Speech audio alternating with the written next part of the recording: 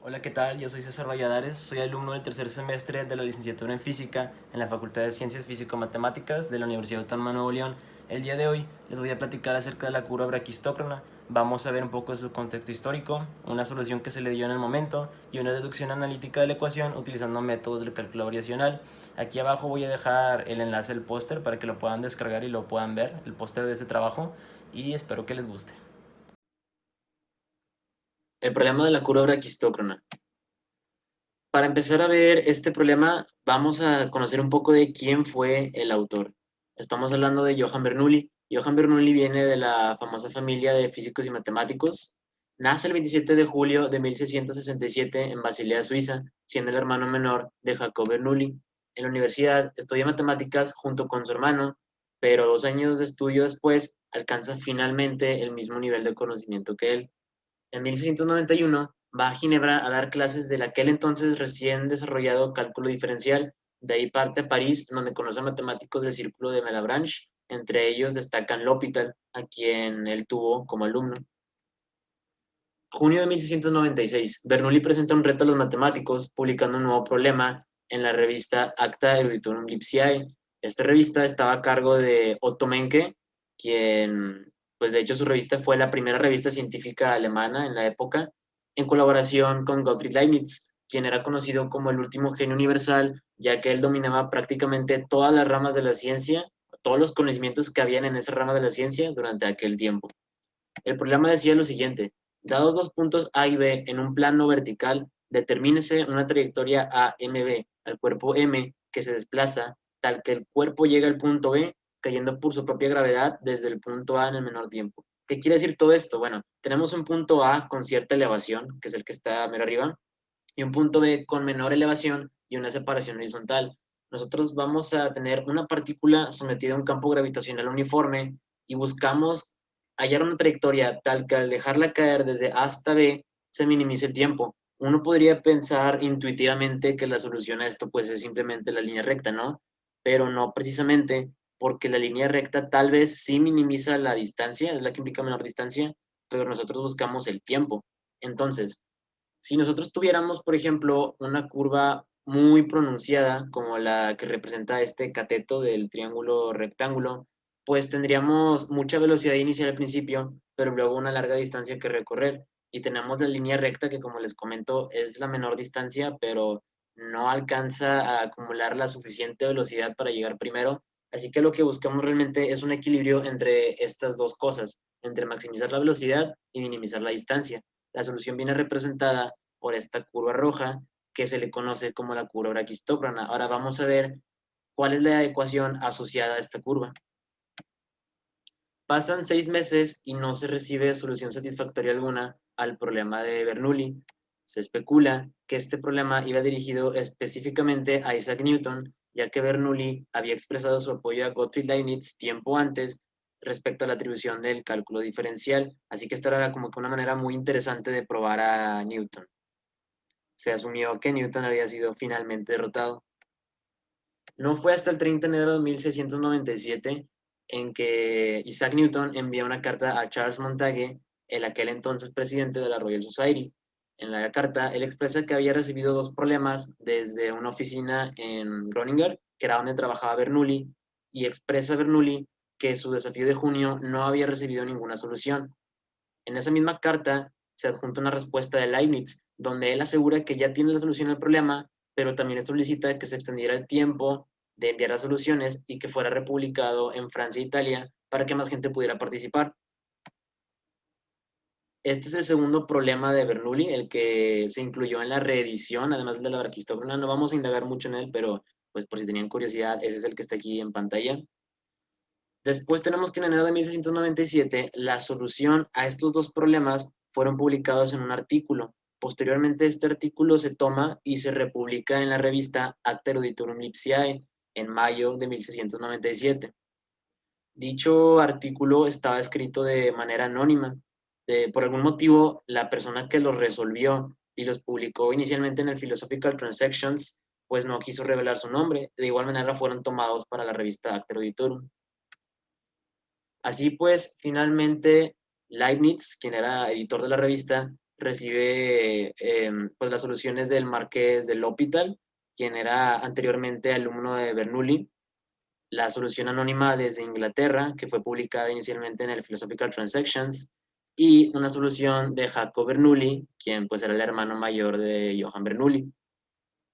Entonces ahora estaba la incógnita de quién era esta solución anónima. Pues obviamente nosotros ya conocemos la respuesta, era Isaac Newton, y curiosamente Leibniz también supo quién era en el momento, ya que al leer la solución a sus problemas, él nota más bien que había cierta autoridad en este paper, cierta forma característica de resolver los problemas, cierta soberbia, a lo que él expresa un comentario. Es una leyenda, quién sabe si es cierto, pero él expresa: reconozco al león por su garra, asumiendo que se trataba de nada más y nada menos que Sir Isaac Newton.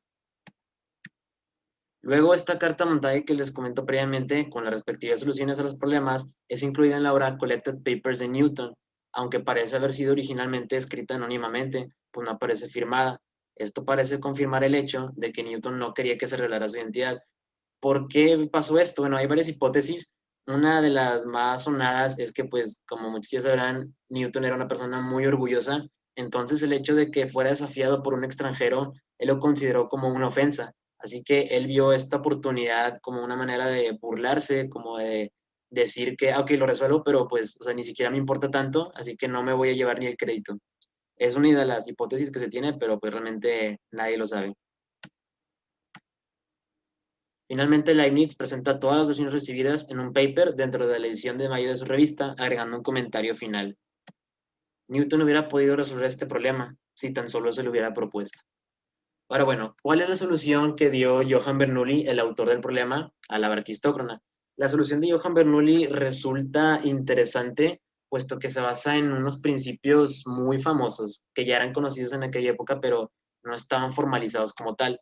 Tenemos el principio de Fermat, de 1662, que dice que si un rayo de luz viaja de un punto A un punto B, lo hará recorriendo la trayectoria más rápida posible, como apreciamos aquí en esta animación, donde la luz se curva de tal manera que siempre se optimiza el tiempo.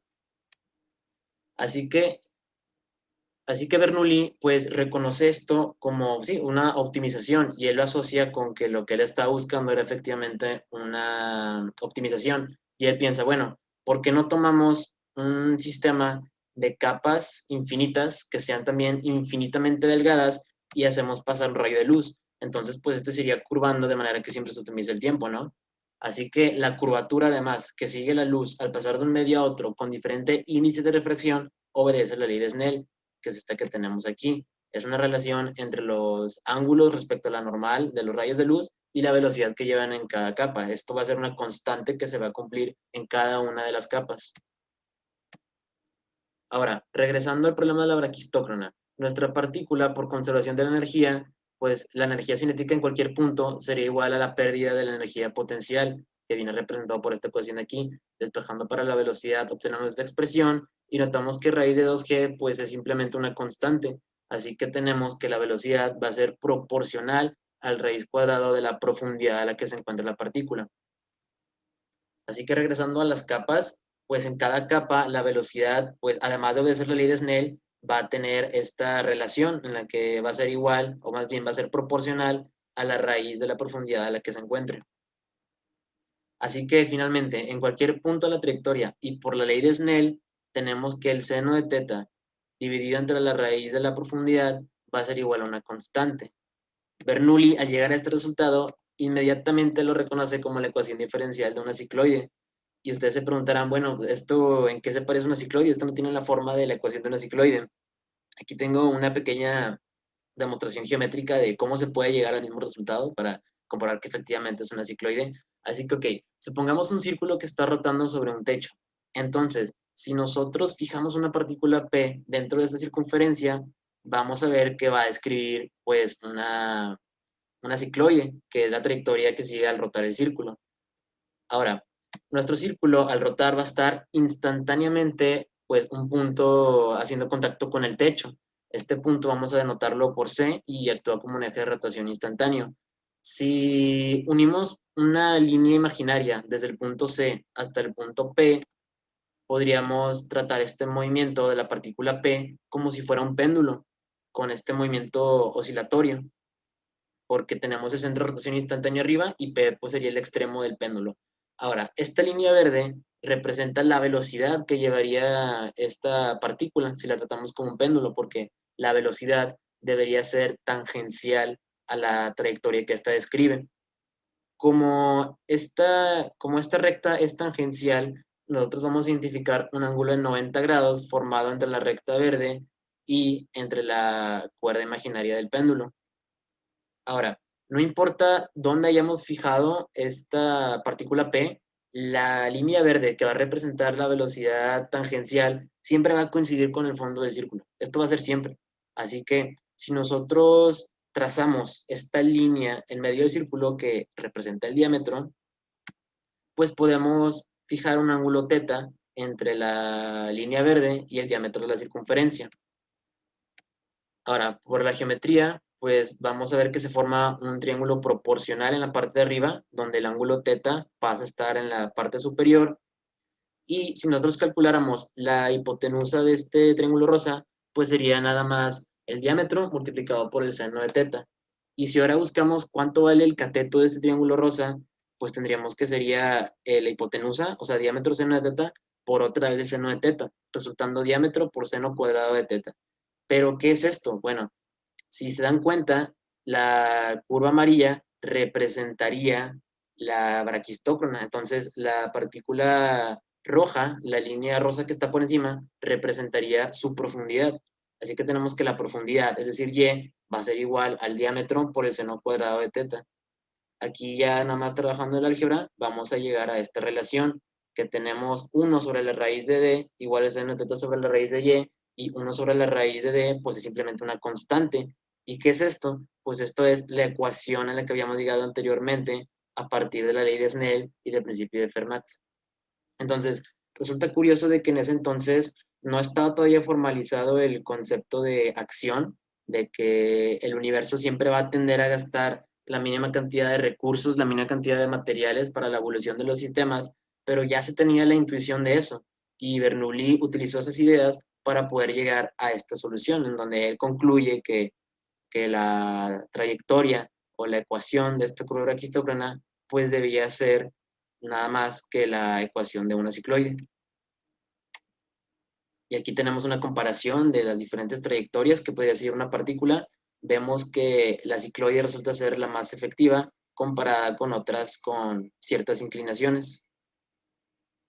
Ahora, ¿qué es el cálculo de variaciones? Si no están muy familiarizados con el cálculo de variaciones, pues aquí voy a hacer unas pequeñas analogías, nada más para tener unos conceptos un poco básicos, no tiene nada de formalidad matemática, pero pues es nada más para tener las ideas de qué es el cálculo de variaciones. Bueno, primeramente, la definición. El programa matemático que consiste en buscar extremos relativos de funcionales que denotamos por IDF continuos definidos sobre algún espacio funcional. Si nosotros aplicamos cierta condición sobre este funcional, que es la que tenemos aquí abajo, de la derivada de i con respecto a un parámetro epsilon igual a 0, esto es lo que buscaríamos aplicar para obtener una función estacionaria, es decir, una función que no está cambiando, una función que minimiza. Una vez aplicada esta condición a nuestra función, vamos a llegar a esta ecuación diferencial de aquí, que se le conoce como la ecuación de Euler-Lagrange, y es una ecuación muy famosa, utilizada pues en varias ramas de la física. Sobre todo se utiliza pues en la mecánica analítica para hallar las ecuaciones del movimiento de un sistema, minimizando la acción. Así que bueno, para que quede un poquito más claro de cómo es esto de minimizar y del cálculo de variaciones, vamos a hacer una analogía con el cálculo diferencial. Así que bueno, ¿qué hacíamos nosotros para llegar a un punto crítico en el cálculo diferencial? Simplemente, dada una función f, nosotros la derivábamos e igualábamos esa función a cero para posteriormente resolver para x, ¿no? De esta manera, pues obteníamos los valores de x donde la función, la pendiente, tenía un valor de cero, es decir, que no cambiaba. Análogamente, para hallar las funciones estacionarias de un funcional, es necesario resolver una ecuación diferencial para la función estacionaria f de x. Así que nosotros en diferencial resolvíamos una ecuación, que es la derivada, para hallar este valor de x? Bueno, aquí vamos a resolver una ecuación diferencial para hallar esta función estacionaria, que va a hacer que nuestro funcional no cambie. Así que las analogías que tenemos aquí es que si en el cálculo diferencial buscábamos puntos estacionarios o puntos críticos, en el cálculo de variaciones buscamos funciones estacionarias, porque el funcional es básicamente una función de funciones. En una función normal, nosotros ingresamos un número y nos regresa otro número. En un funcional, nosotros ingresamos una función, ese es su dominio, y nos va a regresar un número. Otra relación, pues, es la que les comento de función funcional, y que en el cálculo diferencial resolvíamos f' de x igual a 0 para x, y aquí vamos a resolver una ecuación diferencial para la función estacionaria denotada por f de x. Aquí tenemos un ejemplo de la línea recta. Ahí trataríamos de hallar la trayectoria de A a B tal que la distancia sea minimizada. Pues aquí nosotros podemos definir y como la longitud de arco de esta recta, así que la longitud de arco está dada por esta integral. Llegamos a esta integral. Ahora, ok, nosotros tenemos ya la ecuación para la longitud de arco, pero ¿cómo tiene que ser esta longitud de arco para asegurarnos que va a ser la mínima distancia posible? Bueno, a todo este integrando, que va a ser la función, le aplicaríamos la ecuación de Euler-Lagrange para hallar la solución. Así que al final el objetivo es hallar y igual a f de x que pase por los puntos a y b, tal que la integral y es minimizada. Así que a este integrando de aquí le aplicaríamos, perdón, esta última ecuación, Euler-Lagrange. Una vez resolviendo, llegaríamos a que la respuesta es la ecuación de la recta. Aquí no lo resolví porque pues no es el propósito, pero pues para ejemplificar. En general, el cálculo de variaciones trata de encontrar y igual a f de x, tal que la integral de x1 a x2 de una función f en la que tenemos como variables x, y la derivada de y con respecto a x sea estacionaria. Ahora, volviendo al problema de la braquistócrona, nosotros tenemos que hallar la trayectoria denotada por y de x que minimice el tiempo. El objetivo es minimizar el tiempo. Como se busca minimizar, buscamos la función estacionaria para t, tal que t se minimice, donde t es el funcional y dt es el diferencial de tiempo. Esta ecuación normalmente se escribe de otra manera. En vez de t se escribe una s y es lo que se conoce como acción, pero pues en este caso la t es nada más para ilustrar de que pues estamos hablando de funciones que involucran el tiempo y buscamos la que nos otorgue el menor tiempo. Ahora necesitamos una expresión para el tiempo. Nosotros definimos el tiempo, o sea, como el desplazamiento sobre la velocidad, ¿no? Si tenemos un diferencial de tiempo, entonces tendríamos un diferencial de desplazamiento, que en este caso es un diferencial de arco, dividido entre una función de la velocidad que dependa de la posición de la partícula. Así que aquí tenemos una ilustración en la que se ven los vectores de velocidad de cada partícula para ver que efectivamente la velocidad debe ser una función de la posición, ya que este vector va variando dependiendo de en dónde esté localizada instantáneamente nuestra partícula. Tenemos que para el diferencial de arco, pues esta expresión que ya había mostrado anteriormente en el ejemplo.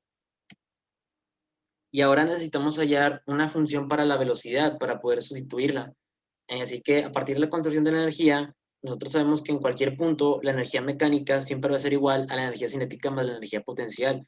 ¿Cuál es la energía mecánica? Pues la energía disponible en nuestro sistema. Si nosotros tomamos la energía inicial, pues tenemos que sería simplemente la potencial, o sea, la masa por la gravedad por la altura. Así que esto va a ser como que nuestra constante. Y luego pues definimos nuestra energía cinética y nuestra energía potencial, que es simplemente un medio de la masa por la velocidad al cuadrado y masa por gravedad por altura respectivamente. Llegamos a esta expresión para la velocidad en cualquier punto. Regresando a nuestro integral original, hacemos las sustituciones y llegamos finalmente a esta ecuación. Ahora, recordando que nosotros buscamos minimizar esta cantidad que nos está representando el tiempo, nosotros aplicaríamos la ecuación de Euler-Lagrange. Pero ¿cuál es el problema? Que la ecuación de Euler-Lagrange implica que nuestra función dependa explícitamente de las variables x, y y'. Y en este caso, si se dan cuenta, en la integral, pues nuestra función depende solamente de y de y', no tenemos la x. Así que necesitaríamos hacer otra cosa. Bueno, en este caso, nosotros usamos un caso particular de Euler-Lagrange, que es conocido como la identidad de Beltrami. que es esta de aquí. Esta ecuación se deriva de Euler-Lagrange, pero sirve para exactamente lo mismo. Ahora, ya que tenemos nosotros esta ecuación de aquí, vamos a sustituir los datos, que sería simplemente pues f y la y' y la derivada parcial de f con respecto a y'. Vamos a llegar a estas expresiones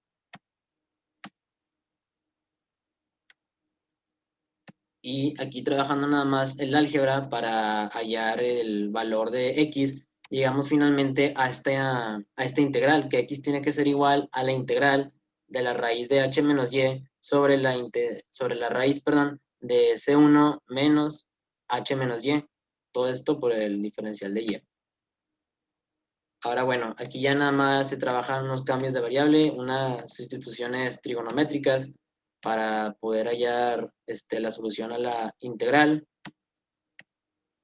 Y finalmente llegamos a esta ecuación de aquí. Una vez haciendo todos los procedimientos para resolver la integral, esta ecuación de aquí vemos que depende de una constante, bueno, más bien, involucra una constante de integración k, que posteriormente vamos a buscar eliminar aplicando una condición inicial.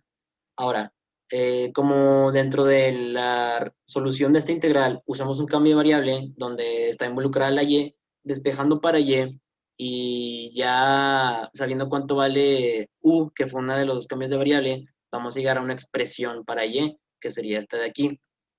Ahora sí, aplicando la condición inicial, que es cuando mi altura es igual a h, que corresponde a un desplazamiento de 0, o sea, x igual a 0, esto tenemos que corresponde a un parámetro θ igual a 0. Sustituyendo en la ecuación para x, pues tenemos que nuestra constante debe tener un valor de 0.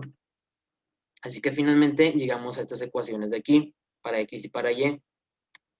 Si nosotros aplicamos un último cambio de variable diciendo que r sea menos la constante 1 entre 2 y que el ángulo alfa sea 2θ, vamos a llegar a una forma muy especial. Y esta forma es conocida como la ecuación paramétrica de la cicloide con radio r. Y eso es lo que buscábamos llegar. De esta manera comprobamos que efectivamente la trayectoria que minimiza el tiempo desde un punto A un punto B de una partícula sometida a un campo gravitacional uniforme, pues es simplemente la cicloide. Aquí tenemos una demostración más y esto sería todo. Muchas gracias.